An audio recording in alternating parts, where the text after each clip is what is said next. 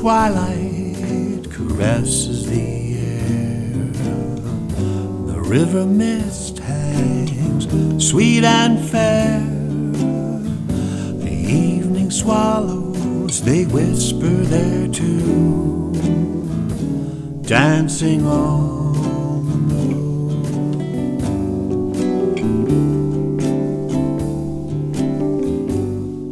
Why have the stars called us here? Hey, it is episode 32 of Songwriters Alive with Tom Cooney, the first Monday of every month at 7 p.m. Eastern Time on Tom Cooney YouTube. Our guest tonight, and this is just over, I'm like 3 years doing this, and this is the third time we've had the joy of running into Jon here. Jon Burrowes. Jon, welcome. Thank you so much. Great to be back. I'm great. Good.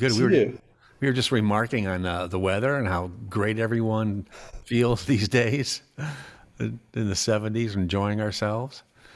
We've got a lot of fun stuff to talk about tonight. Jon just finished a major release that he's going to talk about, and he'll talk about how that got wrapped up and what kinds of post-production and post-release stuff. And he just held it up again. We're going to see a lot of that tonight. One More Ride is the name of the release. Fantastic. Thank you. You'll hear some snippets from that, including some finished product from the release, which is fantastic. And from a craft perspective, we're going to talk a little bit about how that wrapped up and what kind of post-release things the songwriter has to think about once it's done. And we'll talk a little bit about how do you address the backlog of all the stuff you were writing and how to do the new stuff. And so Jon's a typical songwriter where all the plates are all spinning all at the same time. So you got it. Yeah. So you've had a very exciting year. It was a little busy. I did buy a house. I didn't get to move into it for a while. We needed repairs. I had some eye surgery, some other stuff, and finally we got through. And meanwhile, I'm trying to do the CD the whole time. So finally, we got the CD wrapped up and out there, and then the house. And so, yeah, just coming out from under it. Amazing. Yeah, you did have a very, very busy year. Busy year. Yeah. And you finished the release at Morning Star Studios in East Norriton, a greater Philly suburb. That's right. I had a really good experience up there. Those guys are just great. I love working with Glenn, and I learned a lot, and a lot about myself too. I had a good time, and I think we did great. I've done a little bit of recording before in different kinds of environments. This, of course, was much higher level than that. But the stuff that I learned, being patient, calming down, doing different takes, and then trusting the engineer to do some magic. So it worked out great. Good. Yeah, Jon's referring to Glenn Barrett, the owner of Morning Star Studios and the primary engineer and producer there. And he is wonderful, yeah. And Jon, who are some of the folks that you had the joy of having sit in on your he has a primary core of musicians there he uses a lot? Yeah, so I when I walked in, I said, I want to use some session people because the stuff I'm doing is a little more complicated. And he said, well, let me see what you got. And after he listened to it, he said, well, I'm going to bring in these guys. So we had Eric Johnson on drums, which is just top notch. Chico Huff on bass, a splendid guy. Ross, and his last name is slipping my mind for a second. It's right here on the CD. He played guitar, second guitar, and basically lead guitar. And then we had John Conahan on piano, and then another piano player. And of course, late in the game, I decided I needed some singers, and Tom Cooney helped out along with Terry Camilleri and Julianne Ott. We also I also was able to bring in Dave Goldberg, who I had met through Brian Huff up in Phoenixville, up at the Steel City, and also Matt Gordon, who those guys played dobro and viola and mandolin. And at the very last minute, we had a friend of Terry's, Elsabet, and I can't remember her last name, who gave us some. I think I got everybody there. Yeah. So yeah. Well, it was a joy singing back up on a couple of those wonderful songs. And it's always fun to be in the studio, and they are a really nice bunch of people there. Yep. No, they really seem to get it. So Yeah, and it was great to sing with Terry Camilleri and Julianne Ott. I love their voices. yeah, and I was thrilled to work with you guys. You guys got it. You know, when we did some rehearsals sitting around, you know, my dining room table, and then, you know, in some other places like Pretzel Park, you know, we really worked well together, and that's how it ought to go. So that was really sweet for me, just great. Yeah, it was a lot of fun. I just love their voices. Let me show you something I've been working on recently, and maybe we can do a little of come back to some of the Sure. crazy problems that we were solving at the last minute. So this was a song that had problems at the beginning. I was not sure that I had, you know, a very coherent message. It's goes. You know, the song starts out, still dancing to that high school beat. And what happened was, I noticed that one of the songwriters I was working with often played a beat that reminded me of the old twist beat from the 60s. And I said, well, that's cool. Yeah, she kind of, you know, wants to go back. And then I thought, we all do. And so what I began to think about was kind of the interplay between our youthful selves and our grown-up selves, and how does that work? And so I wanted a sweet song that also allowed, you know, the more complicated things that you get into when you get older to happen too. And when in this workshop, people were saying, "Oh, I want to know more. I want to know more." There was a couple of things where I said, "Well, what do you think teenagers do?" So I didn't rewrite that part, but I rewrote some other stuff. So here comes the song. Ooh, ah, dancing again with each other. Ooh, ah, yelling, hey, remember this song. Uh-huh. Ooh, ah, searching in each other's faces.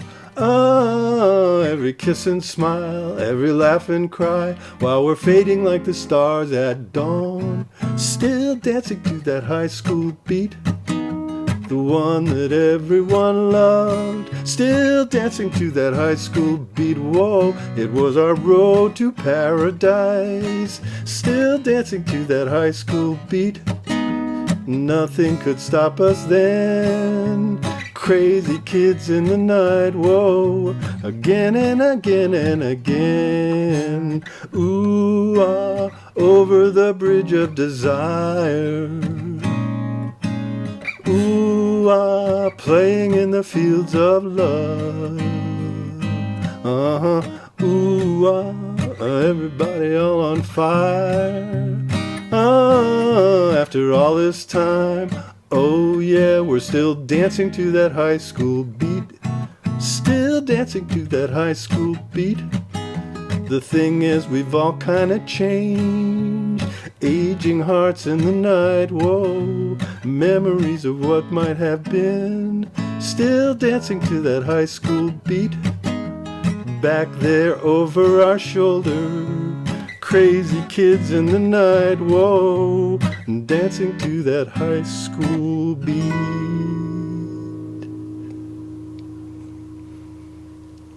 Wow, that's wonderful. Thanks. What a cool tune. I can really imagine now why the people in the songwriters lab group that you shared that with saying, "Tell me more, tell me more." Yeah, I mean, I suppose you're not supposed to give it away, but it was like a snapshot of things that go through your mind at a high school reunion, you know, 20 years after the fact, and everybody's kind of like, yeah, hey, wait a second. Yeah. Or something. Yeah. The rhythm was nice though. It felt cool. It brought you back to that time. Yeah, that was the idea. Yeah. So that was certainly one thing that I was playing around with. If you want, I can just show you something completely different. Yeah. But let me show you this other one. So Sure. this one's rather different.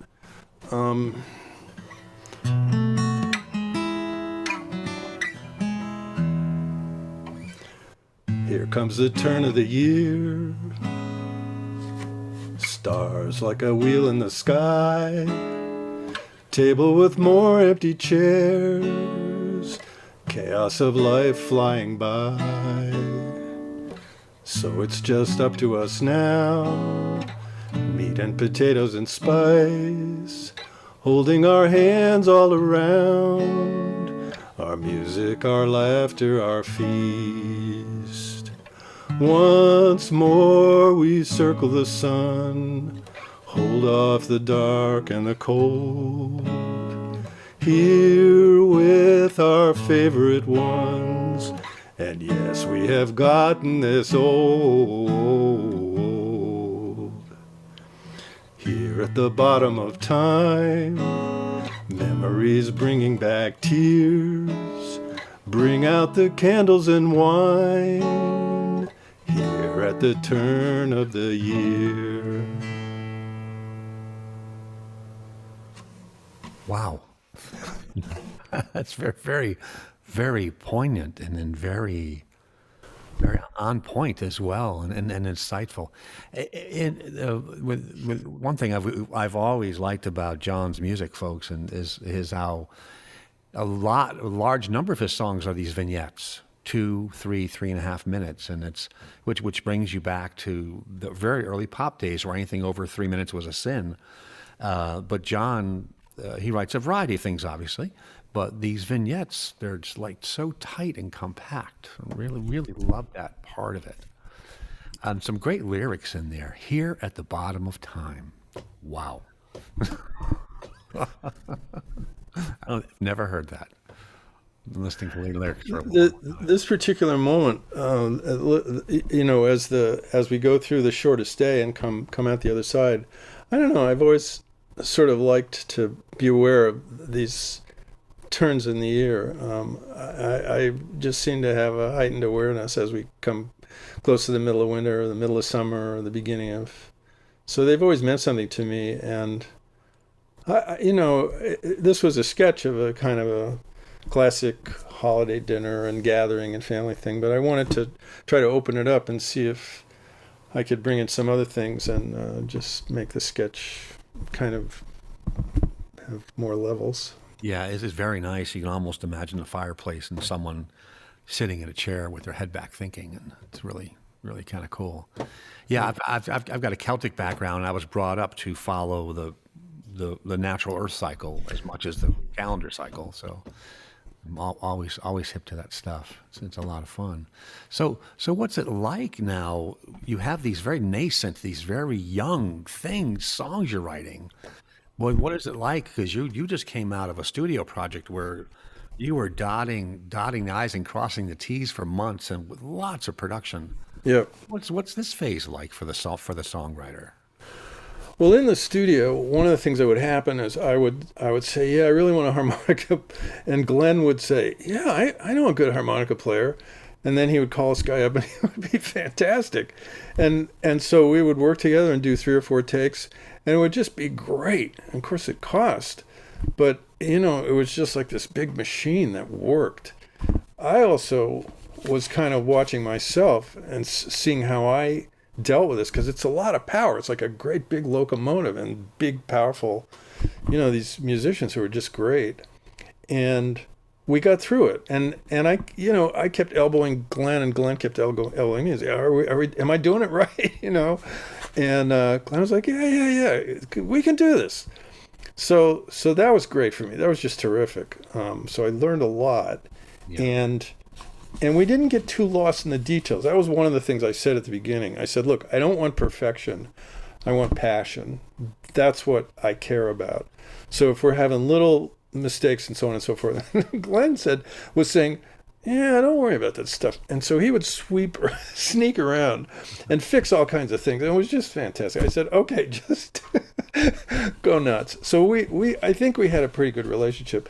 But coming out of that, no more locomotive, no more magician, no more laboratory. It's just you standing in the middle of a field going, okay, I got this tune in my head. I got this guitar in my hands. Let me call Tom and Terry and see if they're busy, because that's where a lot of my, fun times were. It was hacking around with my friends, showing them some new stuff and going, what do you think?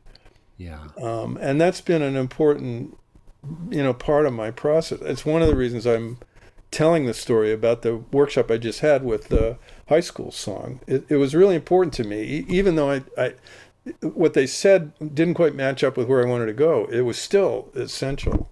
Yeah. So, Here's a question. Did the long process of seeing how things got refined and sweetened in the studio and or edges left on that you wanted left on, when you started writing again and you started putting pen to paper and putting your hand on the guitar, did that whole experience affect your songwriting in any small way or any medium way? well, I can tell you a couple of ways. One of the things that happens in the studio is you realize more and more, at least if you think the way I do, all kinds of stuff you have to throw out if you want to get the effect you want, because you've got to leave room for your ideas, for the melody lines, for the solos, for the transitions, and for the emphasis. And so more and more and more, I appreciated how important holes were and silence was, so that the energy of the song would really work. And so now when I come back, I'm looking at everything I write going, you're going to have holes here. And I've been writing holes in my vocal in the words for quite a while, but I haven't been thinking as much about the underlying stuff like the bass and the drum track, and I haven't been thinking that much about the call and response and echo tracks, like if I add a horn section or if I add backup singers. Yeah. So on the last two songs I played, on the two songs I just played, certainly still dancing to that high school beat, ooh ah, the one that everyone loved, ah. So already you can probably Hearing that, yeah. some little holes that we could fill in. And on this one, I think here comes the turn of the year. It's going to be more like the kind of voicing that you would hear on a regular hymn in a regular, Yeah. house of faith. Yeah. So Yeah, cool. There was a real American songbook feel to that second song as well, the way the progression was moving. well, thanks. There's a couple other songs and I'll play them a little later if we have time, and I can tell you some other weird problems that I've been trying to play with. All right, sure. Hey, folks, we're already almost at 20 minutes past the hour. This happens every time we talk to Jon. It just goes. We have so much fun talking about his great material and the craft and his experiences, and it's just a lot of fun. We are with Jon Burrowes. Let me spell that for you, because there are a couple of other Jon Burrowes out there. He's Jon. That's Jon. Burrowes, Burrowes, and that's Jon Burrowes. From his website, earlier website, quote, I write songs about dancing around, what happened at work, being a musician, the pitfalls of money, meeting women, traveling, loneliness, relationships that get lost, bad politics, going crazy, the road, the city, the suburbs, and of course, love. I write mostly in the folk blues, jazz, R&B, and popular idioms. I play 6 and 12-string guitar and keyboards. I play a bluesy, jazzy, folky kind of guitar style, and he does, as you heard. I also like to experiment with harmony, lyrics, and instrumentation, and I like to really borrow from international musical traditions as well. That's Jon Burrowes, and you're hearing that already. A wonderful artist for you to look on. We'll visit some of his websites and, of course, where you can find and purchase his material pretty soon as well. I was going to play a little bit from the medley you have of the bits of each song. Yeah. You want to go yet? Let me just make a quick remark about that. So one of the things that happened was I was, starting to work with the studio guys and just kind of scratching my head and going, I really don't know what I'm going to do with this CD. I think I'm going to need some promotion. And Glenn said, there's this guy, Eric Balke, that does promo, and if you get in touch with him. So to make a long story short, I wound up working with him, and Glenn facilitated the distribution of CDs to tons of folk radio stations, and that was really a great thing.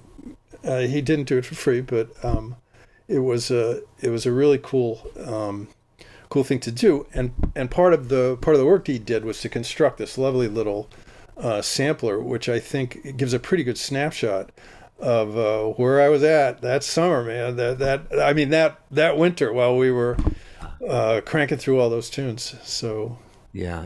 John, again, he's the name he mentioned was Eric Balkey, Balkey, and Hudson Harding Music is the production company, and they did great work for John, and they do tons of great work for everyone.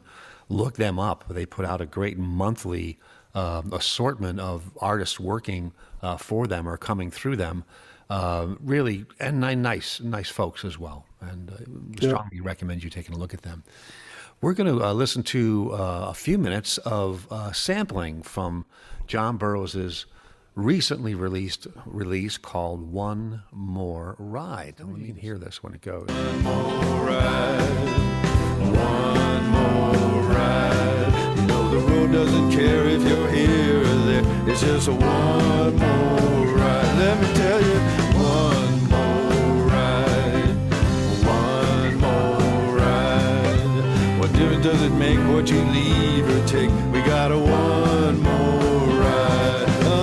One more ride.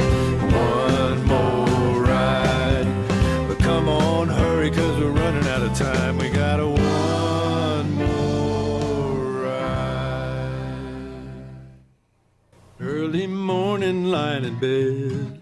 How far can I go?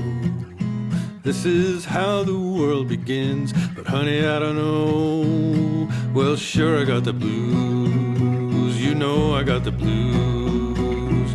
Wake up in the morning, mirror says I got 'em. Yeah, I got the blues. Sure, I got the blues. You know I got the blues. Nobody asked me, still I'm gonna tell you. Yeah, I got the blues. Should I go to Mexico? Tell me please, I want to know. Should I take the road I know? Or should I go to Mexico?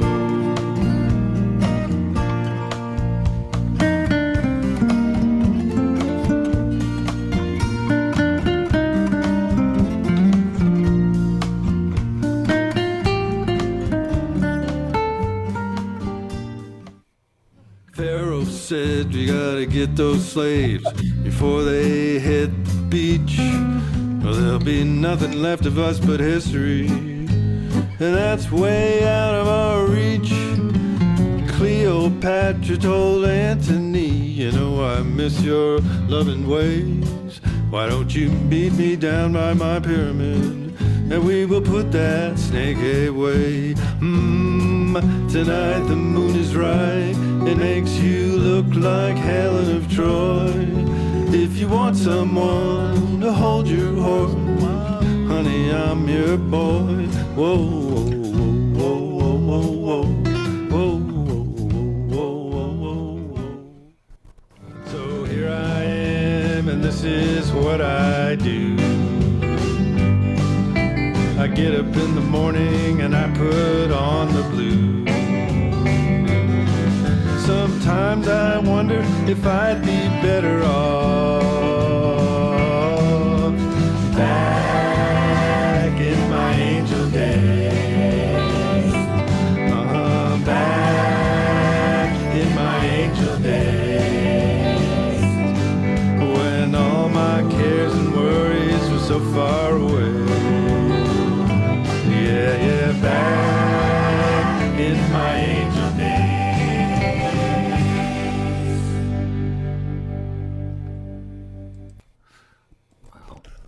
Fun. That's fun stuff. It sounds wonderful. Thank you. Yeah, again, that is from John's very recent release called One More Ride. That was an album medley, and you're going to be able to purchase it and look it up in these next few sites we're going to look at in a second. And it's just wonderful work, John. The songs are great. They swing. Every one of them has this groove. That's which is a great. I remember when Jackson Browne accepted. It must have been a good 10 years plus got into the Rock and Roll Hall of Fame.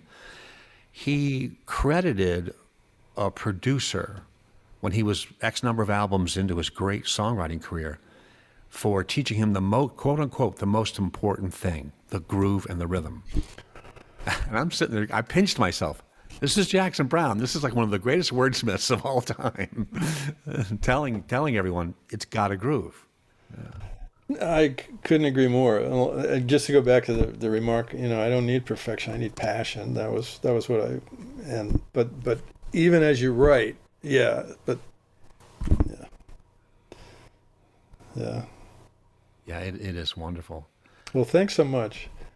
It's funny. I'm listening to that now and thinking, some of those tunes, one of those tunes is about 10 or 15 years old, not in the medley. And some of them are older. And in addition, they are, Eric helped sort of gather together tunes that were going to be, appealing to the folk DJs, which are the people that he communicates with.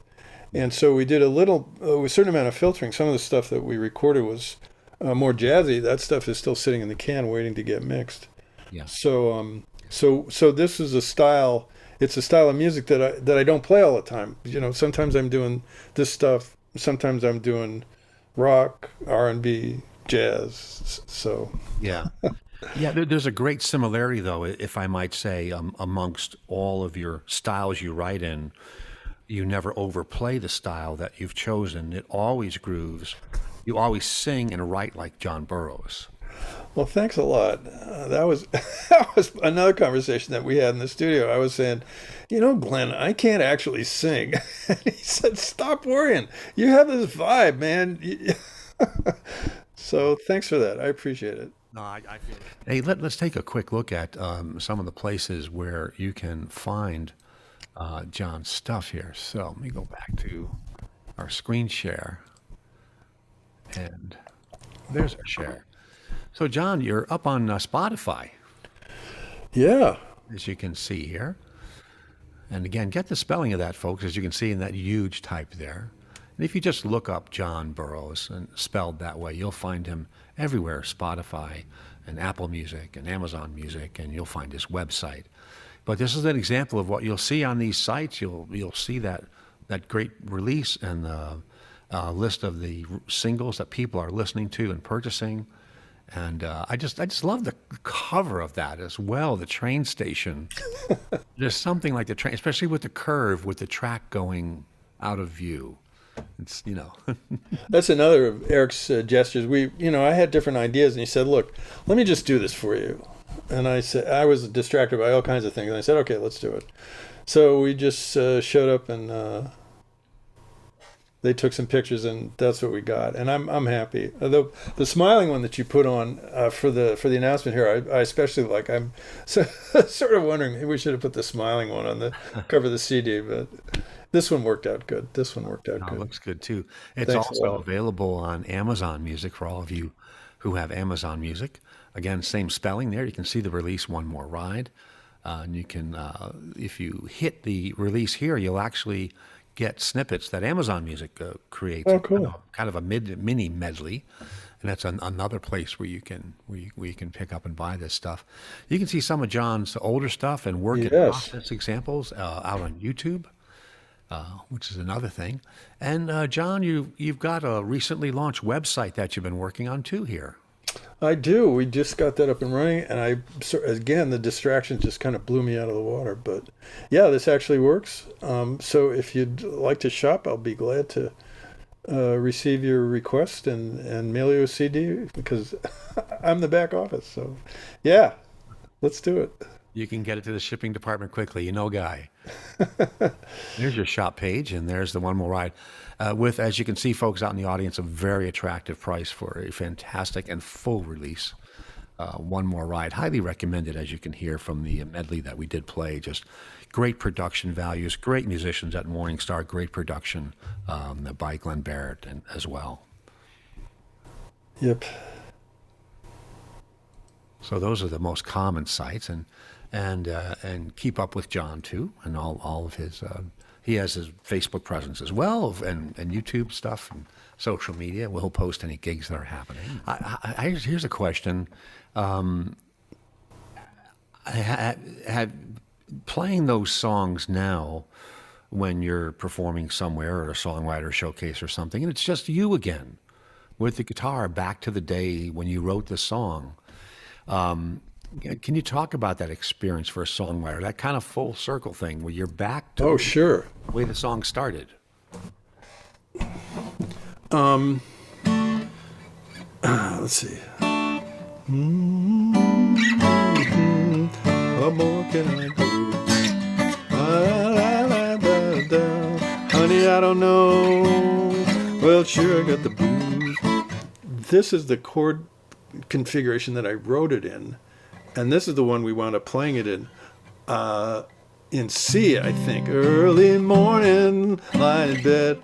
So first, I'm going to go back to the configuration I wrote it in, because it's just me, and then I don't have any backup. So I got to add all the little filigree. But I'll tell you something else. You get happy with a tune, and you love it, and you start expressing it more. For me, I started expressing it more personally. Like another tune is I'm gonna work until I am free and clear. While I'm waiting, gonna have a beer. Next thing, and that one I really have always liked. I kind of hoped I could get, other guys interested in it. I did get other guys interested in it. I finally recorded it, and now I'm just like, I'll just play this thing anyway I feel like. So to answer your question, in some cases it's just a blast. You just open the tune up and go crazy. So yeah, that's fun. Yeah, the relationship of a songwriter to one of their songs, it's amazing how it changes over. Yeah, when it's working, and other people have enjoyed it, you're like, all right, let's go crazy here. You know what I mean? Yeah, let's have some fun. No, exactly. I know exactly what you mean. For me, that point of revisiting the joy matches the point really early in that song's process, where you finally figured out how to deliver it, especially live, and you finally figured out how the groove was going to punch. Yeah, you were so happy playing that thing for a number of months because you were killing it, and that bookend after the production is kind of the same. You went right back to that, Yeah. Here's what it sounds like. Yeah. Yeah. I've always we mentioned that on this song, the show a lot about songwriting, is that there are many great tests of a song, as if tests are even valid for a song, but there are many great tests of a song, and one of them is how great does it sound under one musician's fingers, the keyboard or the guitar. Can they really share with you the way they play it? This is how the song was conceived. Listen to how I deliver the lyrics. Listen to how I play it. This is the song, regardless of where it went on its journey, I think for me, that's an amazing remark, and it can be a little scary, particularly if you're starting to think about constructing a song that's got several parts or several layers to it. And that's certainly one thing I've been trying to do more and more. So yeah, I agree with you. If the song is good, it'll be good when one person and one guitar is doing it. But there are some songs that are kind of difficult to do. The song that pops into mind is the Beach Boys' I Get Around. I think everybody from our generation remembers that song, I get around, round, get around, I get around. Brian Wilson was really smart in the way he added in those voices. Somehow they all chain together, and you can pretty much sing everything that they sing. But it turns out they're separate parts, and they're very carefully architected to fit together. And so the tune, the real tune is the one with all the parts.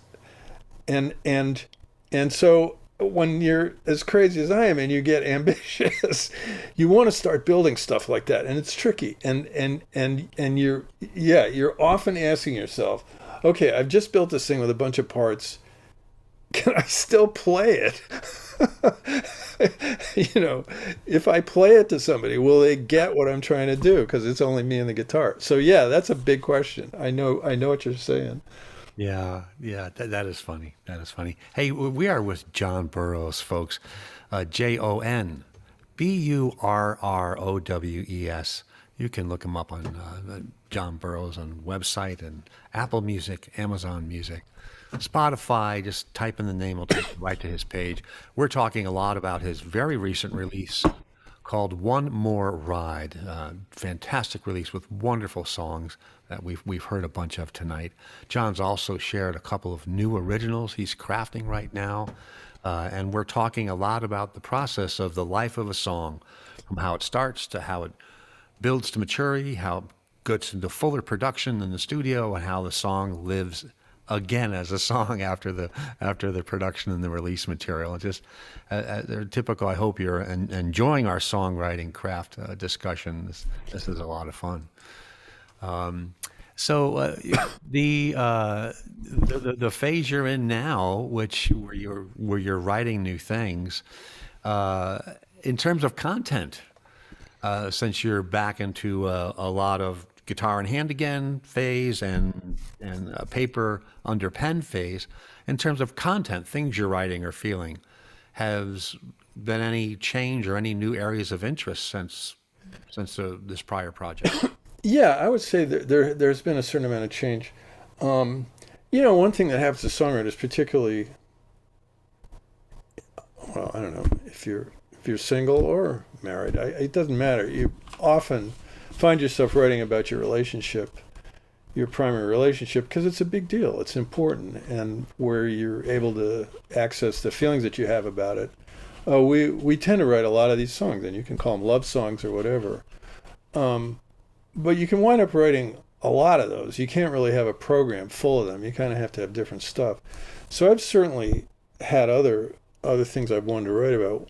One of the things, as I mentioned, was kind of the interplay of our youthful selves to our grown-up selves, not necessarily in connection with you know, a relationship.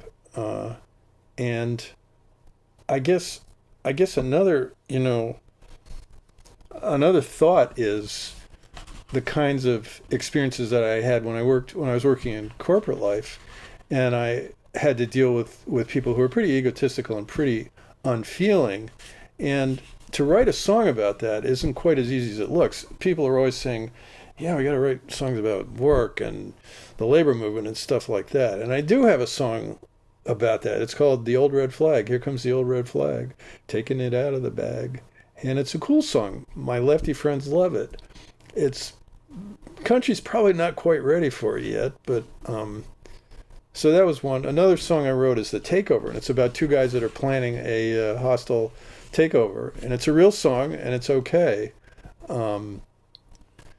So yeah, those are more important to me, I think, to figure out how to write stuff that exposes those ideas and lets people kind of see into it, because not everybody has to work in a corporation, but Yeah.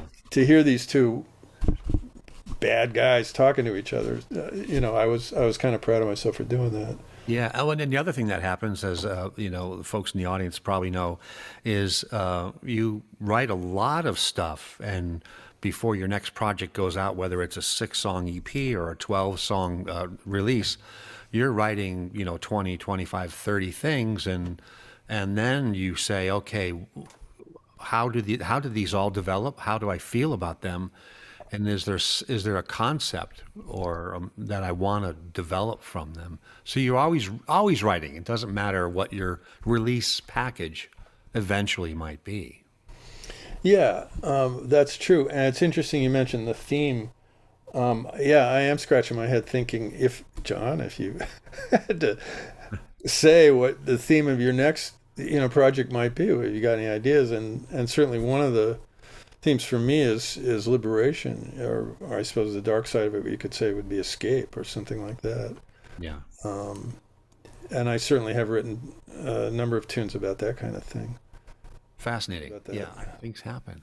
Hey, was there something else? You said you had some new stuff you wanted to share? Was there something new or old that you figured you want to share with folks live tonight? Let me show you. Yes. Sure.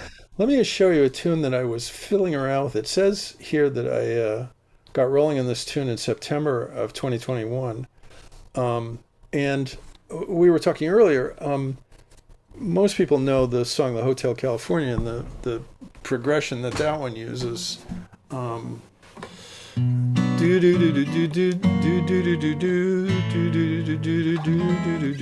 There's another tune called 99 Miles from LA.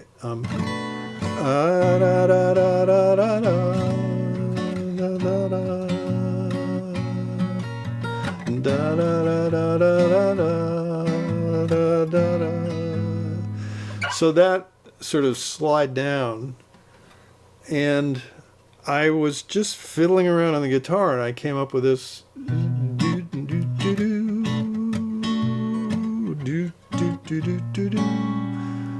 I thought, oh, that's cool. And so the phrase, I'm back when I came to you, and then, will you come back to me? And I thought, well, here we go again, but let's see where it goes. And I was working with the major version of this chord for a while, and I finally changed it to the minor. And so the tune came out like this. Back when I came to you, what could I offer you? Too young and scared to choose hope or sorrow. I took a chance, it's true, smiling the way I do. Maybe because I knew there might not be a tomorrow. Now we're happy in this old cafe as the evening fades. Gestures to protect our hearts, old things not to say. Will you come back to me? Didn't you promise me we wouldn't have to be this far away?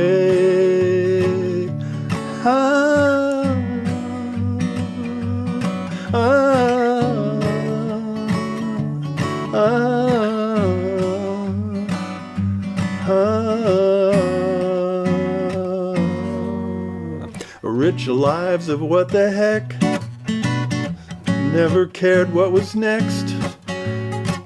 Is it time to get the check, or should we stay? Will you come back to me? Do I again not see? Is this fate accompli? Oh, there's that smile, okay.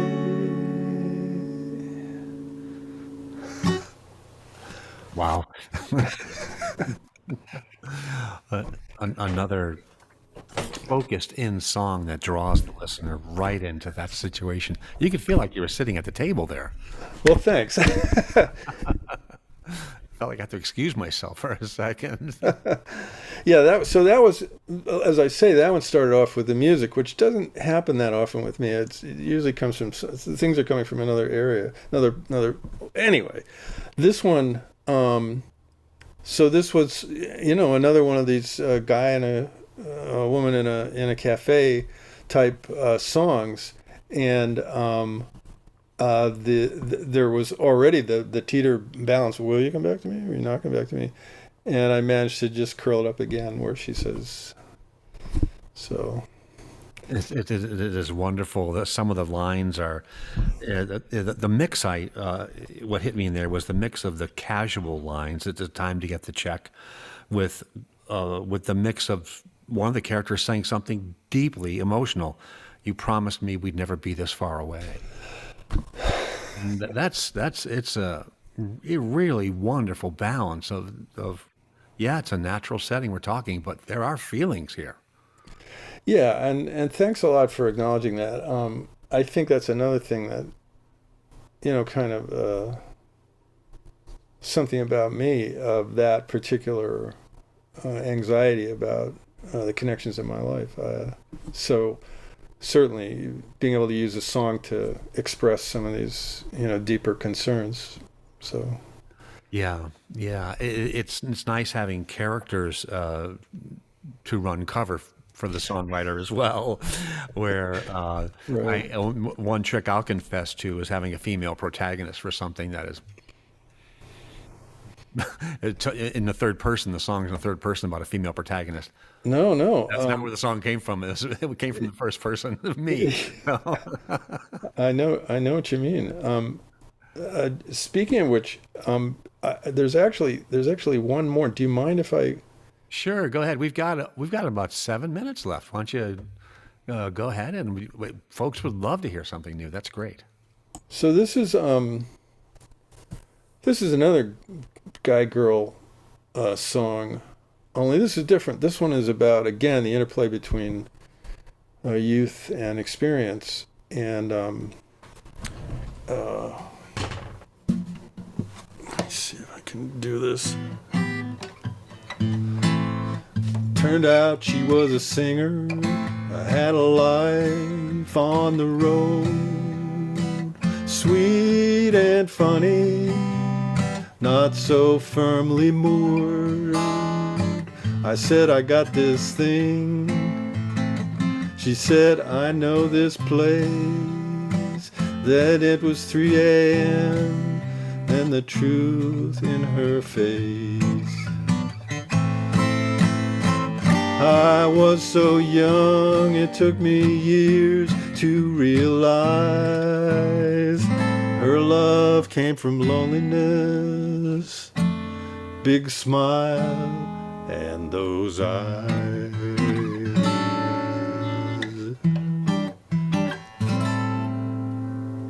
A little while we were both high, laughing at our doom. Then she turned and said, you know why I'm sad? I played to an empty room. She smelled so nice in the darkness. Kiss, kiss, touch, touch. It took me years to realize I had asked her for too much. She even sang a few bars. She gave me what she had. That night I left wondering, am I good or am I bad?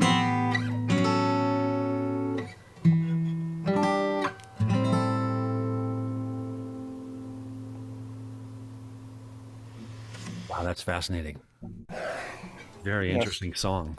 So we got the bright lights on here, and it's just my little room, but I was trying to evoke the darkness that both these characters kind of live in, and yet we can see more about what's going on, particularly because we're older, and the guy is suggesting, I think, that he can see more. So it was a very honest song. As a last tip, you've shared so many great things for the audience tonight, and especially those aspiring or songwriters or newer songwriters. Can you talk about how honesty plays out in songwriting sometimes? Because it can play out a lot of different ways. I think. You probably remember me saying, because we've had other conversations, that you really need an idea. The heart of a good song for me is an idea. It's not a figure. It's not a style. It's not a particular, I don't know. It's an idea, and the idea is, guys too young to understand what it means when a man and woman get together. And so from that, you can build out the scenario in which they meet and the scenario in which they part. But I think it's crucial for some of us. I don't think everybody writes this way. I think the people that do write this way, it's pretty difficult sometimes to feel the stuff and then be able to articulate it and then shape it and then still feel comfortable about showing it to other people. It's a thing, at least the way I write. The stuff. There are many songwriters like that. I'm one of them. I'm an introvert, so I process the world internally as I experience reality. So for me, unless it's a protest song or a social commentary song, it is an internal to the outside process, yeah. Yeah, the stuff I write, mostly it really means something. Now, having said that, yeah, I certainly write frivolous stuff, and someday we can play around with that stuff. But yeah, no, that's the high road. Yeah. And it was wonderful, and then that song was another great example of how candid and pointed your songwriting sounds to folks, and even when it was relaxed, it sounds relaxed as well, like someone's just talking, whether to themselves or to the other person. Well, thank you very much. Thank you so much. Our guest tonight, folks, has been Jon Burrowes, JonBurrowes, and you can find him at jonburrowesmusic.com. That's his main website. And that's probably the best place to shop and pick up that great recent release, One More Ride. Of course, if you can buy it from the artist's website, that's where they do the best. And it's just, Jon, thank you for sharing your new stuff. Thank you for sharing how this project completed. And thank you for sharing a lot of great internal thoughts and feelings and process about the songwriting craft. This has been an enjoyable hour. Thank you so much, Tom. It's been an absolute delight, and we love to talk anyway. Thanks for having me back. Thank you so much. It's great. Hopefully we'll do it again someday too. You'll be That's great. Have you on next year as well. And we'll see what the next project looks like. Hey, we'll see you all on the first Monday of every month, 7 p.m. Eastern Time on Tom Cooney YouTube. So that's youtube.com/@TomCooney-Singer-Songwriter, or just look up Tom Cooney YouTube. And you can find prior episodes of Songwriters Alive there as well. Thank you for listening. Please subscribe both to myself and to Jon. And go pick up Jon's music. It's fantastic, as you've heard tonight. And be well, be safe, be kind, and be positive, everyone. Be sure to vote tomorrow in the midterm elections. And Jon, one last thank you again. Thanks. Thanks so much. Great to see you. Good night, everybody. Good night, folks.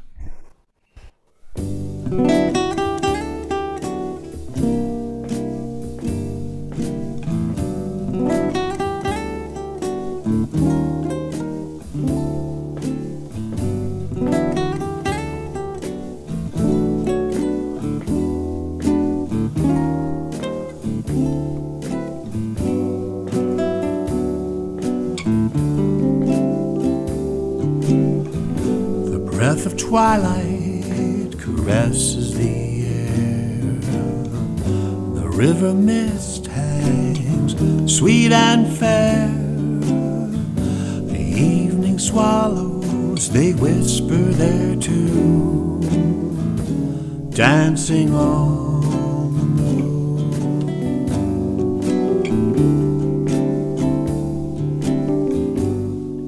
Why have the stars